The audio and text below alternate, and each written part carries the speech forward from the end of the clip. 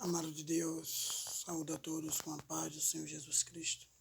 Gostaria de deixar um texto para a meditação dos irmãos, no que diz respeito à nossa vida em plena situação que estamos passando hoje.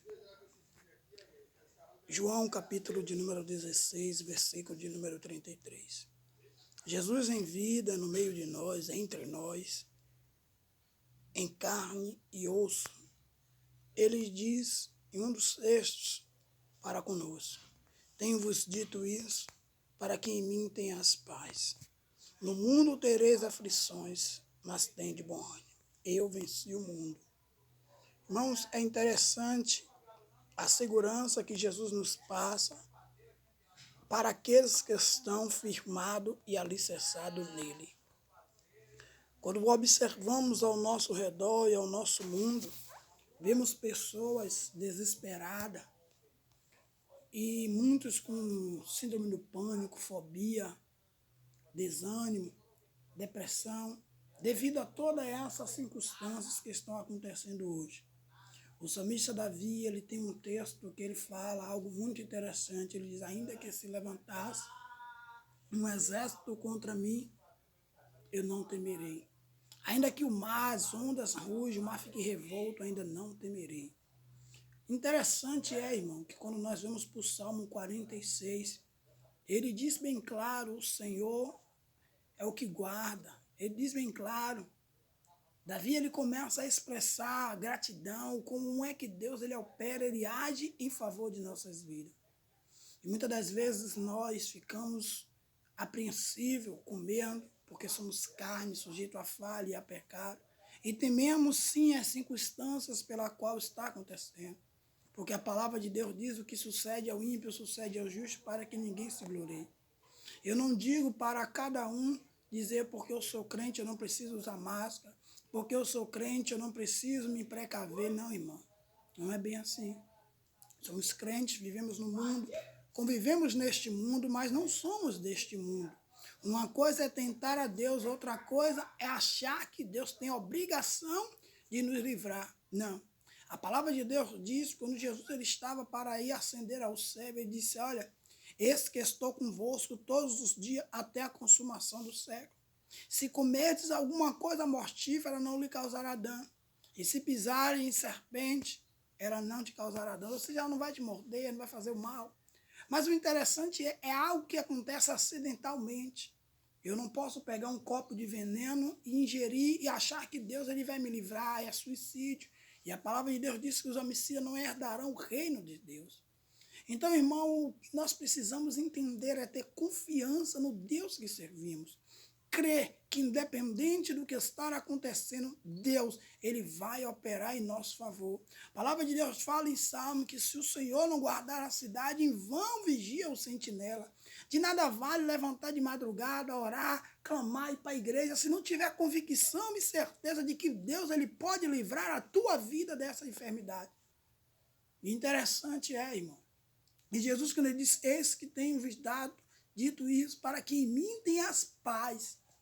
Quando Jesus ele fala, ele já estava precavendo os discípulos anteriormente. Ele diz: tenho-vos dito isso, o texto anterior, para que em mim tenhas paz. No mundo tereis aflição.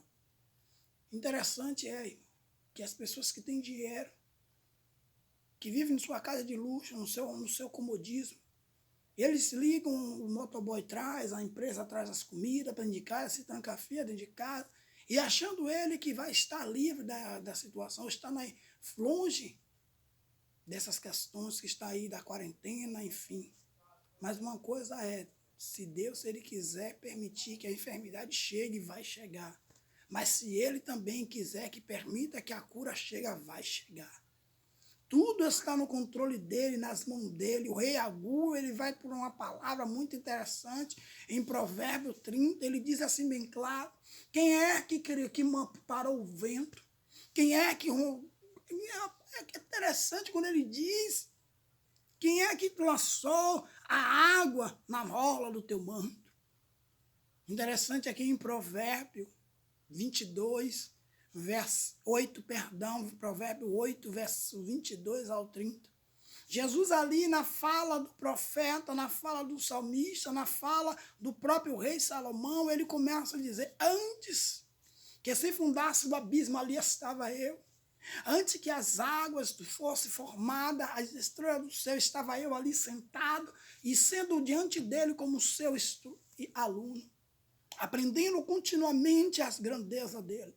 O próprio Jesus já aprendia com o Pai todas as coisas para vir à terra nos ensinar, nos falar, sendo orientado. E Jesus, quando ele vem à terra, ele disse, eu e o Pai somos um. O que eu vos falo, não falo de mim mesmo, porque eu aprendi a doutrina do meu Pai. Então, Jesus ele nos deu essa segurança, que possamos ter a convicção da salvação. E ele ainda diz, eu vou preparar-vos lugar. E não vos deixarei só, porque quando ele preparar lugar, a trombeta vai soar e nós seremos arrebatados para com ele nos ares, e então encontraremos o Senhor nos ares, como está lá no livro de 1 Tessalonicenses, capítulo de número 4, versículo de número 13 ao 18, que diz, irmão, não querais que sejais ignorantes acerca do que dorme, porque o mesmo Senhor descerá do céu com voz de arcanjo e aralheiro dos anjos, e com voz de trombeta, e nós, aqueles que estiverem morreram com ele, serão ressuscitados, e nós, os que ficarmos vivos, seremos arrebatados para encontrarmos com ele nos ares. Paulo teve a necessidade de falar isso para aquele povo, uma igreja nova, com 3 anos de existência, uma igreja que precisava ouvir esta mensagem. E aí você diz, mas o evangelho de antigamente era diferente. O povo vendia suas propriedades e dava para acordo, de acordo com cada um tinha necessidade. Naquela época, o povo não vendia sua propriedade só por causa do amor, não, irmão. Eles vendiam a sua propriedade porque eles estavam acreditando em ciência que Jesus ia vir naquele momento e não precisava levar nada. Não precisava se preocupar com nada deste mundo material. É por isso que Jesus, em suas orações, Jesus ele já preparou a mim e a você, quando ele começa lá em João capítulo 17, orar por 3 situações. Primeiramente, ele agradece ao Pai. E segundo, ele ora pelos discípulos que estavam ali. E terceiro, ele ora por aqueles que iriam vir servir a ele, crer. Mas uma das orações interessantes é de Jesus disse, Pai, não te peço que o tire do mundo, mas que livre e guarde do mal. Essa foi a oração do Filho, intercedendo junto ao Pai. Não te peço que o tire do mundo, mas que livre e guarde do mal. Esta é a palavra que eu deixo para mim e para você nesta noite. Eu não sei que hora você vai visualizar esta mensagem, se é de manhã, se é de tarde, se é de noite. Mas aí na tua casa, no teu lar, creia que Deus ele tem poder para restaurar a tua vida. Entenda bem claro, irmão. Jesus ele não morreu na cruz do Calvário em vão, por mim e por você. O céu é real, ele existe. Está sendo preparado, ruas de ouro. Aleluia. Muros de pérolas preciosas, paredes de rubi, de marfim. O que o homem almeja como grandeza, como glória neste mundo carnal, e a ganância de matar, destruir, roubar, para ter, vai servir de escabro de nossos pés, onde nós iremos pisar no ouro, na prata, andar sobre rua de ouro, e ali dizer que somente ele é santo, santo, santo, santo é o Senhor dos exércitos, só ele. E dizer, Senhor, a glória é tua, a glória é tua. Então não se preocupeis com isso. Jesus ele falou, não ajuntaste tesouro nesta terra, onde a traça e a ferrugem corrompe, os ladrões minam e roubam, mas ajuntai tesouro no céu, onde o ladrão não rouba, não minam para roubar, nem o ferrugem corrói. Qual é o tesouro que você tem que guardar? É a tua salvação. Praticar o amor, viver com verdade, não de hipocrisia, porque o apóstolo Paulo, quando ele fala no livro de 1 Coríntios, ele fala, ainda que eu falasse a língua dos anjos e dos homens, se não tivesse amor, de nada seria. Ainda que eu desse todo o meu dinheiro para os pobres, mas se eu não tiver o amor, nada seria. Ali Paulo fala vários tipos de amor, o amor ágape, o amor incondicional, ele fala sobre o amor voluntário, o amor filantrópico, ele fala pelo amor de diversas formas, mas uma das coisas que estava acontecendo naquela época é que as pessoas estavam querendo estátua, e existia uma cultura naquela época que se eu morrer por uma causa boa, uma causa nobre, meu nome será lembrado por toda a eternidade. Não! Mas Paulo estava dizendo isso aí é hipocrisia, porque não é um amor verdadeiro. Mas quando você crê que há um Deus verdadeiro que está à nossa espera e que se ele permitir nós morrermos é um prazer, ele disse que achou por bem colher uma flor do seu jardim. Você é jardim de Deus. fechado e regado, lá em Cantares 4, verso 9 em diante. Jardim fechado é você. É o melhor rosa de Deus. Glorifique a Ele. Adore a Ele. Continue fiel. Não se atemorize.